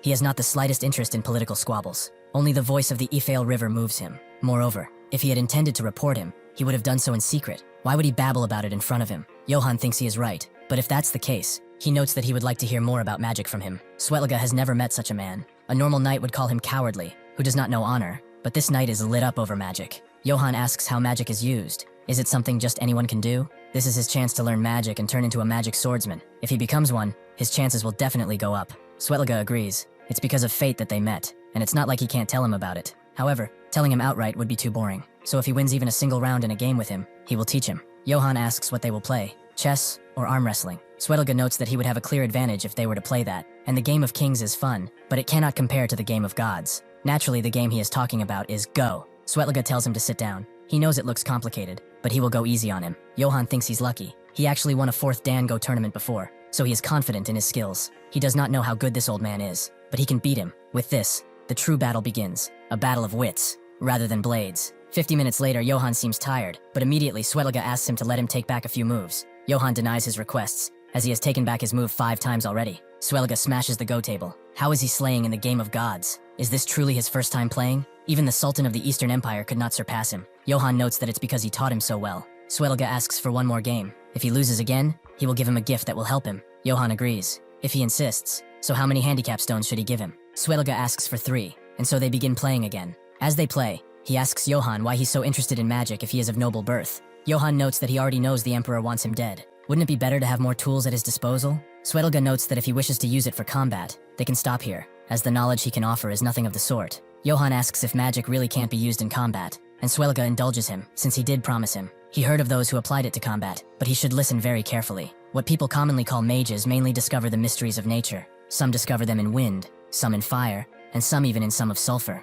A certain fool even bragged that he discovered a mystery in the Black Forest. Those discovered mysteries are called spirits, and mages borrow the power of said spirits. They usually lend their powers without asking for anything in return, but there are times when their whims cause death. Even if he comes in contact with a mystery, he should be careful not to go against their will. Yohan understands. He probably won't risk his life only for a little magic. He doubts magic items even exist at this point. Yohan rushes towards their room upon hearing that Swetelga is here, the maid apologizing, as he said not to tell anyone. As she enters the room, she sees him teasing someone with the game of gods again, but it appears to be the opposite, as he is losing to none other than Yohan. Just what kind of person is he? She makes her presence known, and notes that he should have told her that he came to Marseille, has been playing with Yohan all this time. Swetelga notes he was just playing a few games with this knight, but since she arrived, they have to finish it here. and certainly not to cover the fact that he was losing pretty badly. He hands Yohan 2 vials. It's the reward he promised. They are water flasks containing the final secrets of the Ifale River, called the Water of Wrath and the Water of Blessing, respectively. At the Oak Tree Mercenary Outpost, everyone is scared out of their wits by a malevolent being who exudes an aura of death. The mercenaries can only scream as they are attacked. Yohan picks up the flasks, and Svetlana explains that ever since ancient times, the Ifale River has a long-kept secret, the mystery of life and death. He spent his entire life trying to uncover it, but the river never revealed it to him until he showed up. As long as his head isn't completely severed, the red flask can heal him without an issue, no matter the injury, and the green flask can melt a person with a single drop. Yohan is very glad to see that magic items really exist, and Svetlana turns his attention to Ion. She called for a prophecy, right? She confirms that bandits have appeared around Marcel, and there have been many casualties. The trading companies sent the Oak Tree mercenaries, but they have not been able to contact them. Svetlana explains that they failed 3 days ago. The voice of the river has prophecy. The southeast of Marcel, the will of Oak Tree shall be trampled on by a rock of steel. Their fate will be cut down behind a veil, failing to stop the thing that will destroy this city. She never expected for the Oak mercenaries to lose to bandits. This sounds like they will need a city council meeting, so it's time for Yohan to act under their banner. He understands, and will do just that. The meeting soon takes place, and the pompous merchants rush in, with one noting that they should begin soon, even though he was the one who was late. He is Baron Einberg. Yohan can't believe that ridiculous mustache of his. There sure are a lot of weirdos in this era. The governor greets them, as they know. He is Vialko. Yohan smiles. He needs to get on his good side if he wants to settle down in a city where the emperor can't reach. He has to make a good impression. The governor notes that seeing all the influential families here today, he should like to thank them for making the time to attend, despite being busy with their schedules. Before they begin, he would like to introduce a noble to them all. This is a member of House Yates, who is sponsored by the Katana Trading Company, Sir Yohan. He greets them, and they all slowly clap, making Yohan feel pretty weird. Baron Einberg notes that, more importantly, he heard the mercenary group hired by the trading company failed in their task. What happened? If they had asked the Holy Empire's emperor for help, this issue would have been resolved. The anti-emperor faction screams out, noting that those bandits showed up because of him. He should take responsibility by lowering the taxes he takes. The pro-emperor faction tells them to shut it. How dare they insult his majesty with their blasphemous words? They get into a shouting match, and Yohan doesn't understand a word they are saying, but a lot of people here openly follow the emperor. He will be in danger if he's exposed. Suddenly, Vialko tells them to shut it, and they all sit down like a bunch of puppies. Ian clears her throat and explains that they understand their concerns, and prepared a backup plan to form a second subjugation force and strike the bandits at their source. They are all surprised, but Baron Einberg notes that he expected nothing less. The emperor values Marcel's peace above all else. All he needs is to say the word, and he will send his troops. Yohan thinks that absolutely cannot happen, and hopes Vialko turns them down. He agrees that Einberg contributed a lot to the city. In fact, he is grateful, but he must decline. His majesty must be busy with the recent rebellions, so he wishes to lighten his burden. Marcel will organize a new mercenary force that includes Yohan. Einberg notes that if this is his decision, then he will leave it at that. Yohan breathes a sigh of relief, but that mustache guy is probably pro-emperor, and he and the emperor seem close. Eldon said the emperor couldn't touch Marcel, but that's not what it seems like. Well, they should continue the meeting. The members of the council have prepared a tea gathering. As they all leave, Vialko asks Yohan if he can spare some time, and he agrees. If he really is pro-emperor, then he should run away immediately. He really has the worst luck. As they leave, Einberg looks at them. As the two get to Vialko's office, he asks what house he belonged to again. Yohan explained that he is from Yates, clearly lying, and Vialko is glad to hear it. They are rather special, known for their date palm-infused liquor, which is famous among those in the know. Yohan never expected this to be a real family, and Vialko pulls out some liquor from his house. He must imagine he misses home. Yohan thanks him, drinking it, and noting that it brings back memories. Clearly lying again. Vialko is glad, but has his house been doing well? He heard the emperor's cold blade swept across the north. A tragedy, to be sure. Unfortunately, many houses were purged, and the survivors scattered across the land, and are now bandits. Among the purged houses, one person is said to be wanted for treason. They say he's from House Aitz, after all. Yohan notes that this is the first time he has heard of such a name, and Vialko understands. He's gone too far with the small talk. That reminded him, however. Did he know that what he just drank was actually some cheap whiskey, and not the date palm-infused liquor? How about they stop with the wordplay, Johann Aitz? He will not hand him over to the emperor, or perhaps he will? Yohan asks what he means, and Vialko explains his decisions are based on if Marcel benefits or not, whether the city needs the pro-emperor faction, or the anti-emperor faction. Nobody can say for sure. He will use the balance between them to protect the city. Right now, the most urgent task is the bandit gang, so he should wipe them out, earn merit, and prove that this city needs him. If he can't, then he will send him straight to the emperor. Yohan slumps over after this. He finally thought he was going to have an easy life, but it was just another shackle around his neck. Should he just run away? Remembering all he went through, though, he thinks that nothing in this world is for free.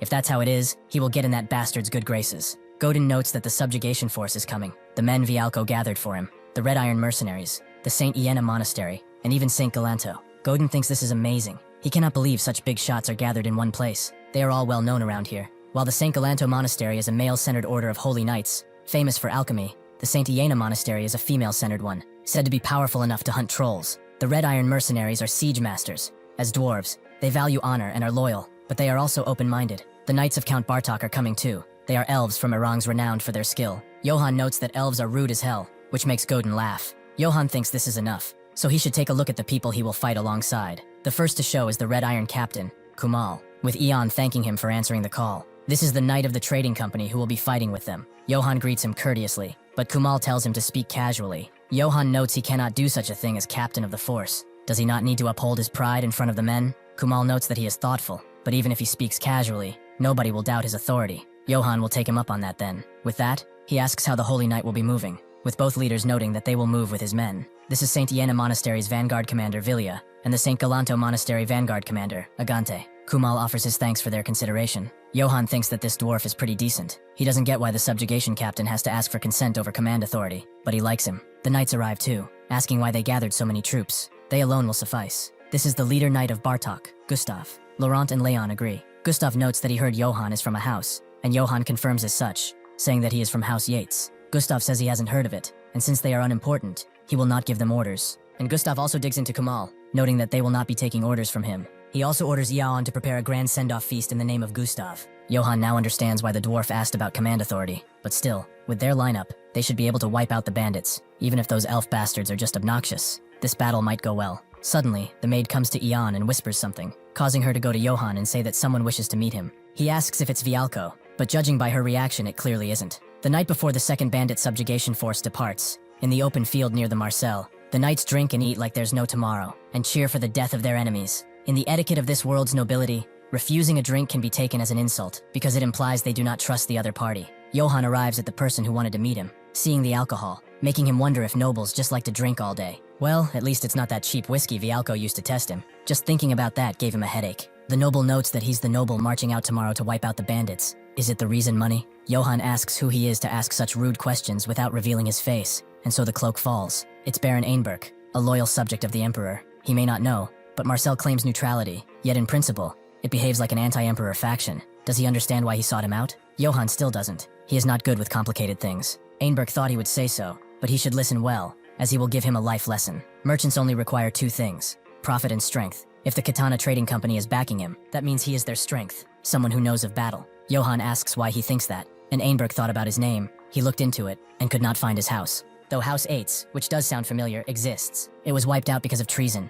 Not only their lord, but everyone in the keep. Anyway, what help is a nameless house to a trading company? Whether he is Aitz or Yates, it matters not. They took him in here because they saw strength. Johann asks what he wants, as he doesn't have all night. Einberg tells him not to go to the subjugation tomorrow. He should use his strength for his majesty, and he promises him rewards greater than anything. Johann understands that a chance to become part of the Empire's core, receive formal knighthood, and obtain a fertile land. If he follows the Emperor, only glory and peace will lie before him. The Baron confirms as such, but Johann asks if it's not the way of the world for the weak to spill the blood, and for the strong to drink it. It's only natural that the weak get slaughtered by the bandits. It's fate. The Baron says that it's exactly it. He has a right head on his shoulders. Johann suddenly refuses. A few months ago, a man claiming he bore the Emperor's command came to his domain and slaughtered everyone he knew. He made a similar offer to him then, and of course he refused it. But there's one major difference. He died by his own hand. He crushed the head of the Emperor direct night, for those serfs who were treated like worms, without ever thinking about it. He is right. He is the only survivor of House Aitz, which was wiped out.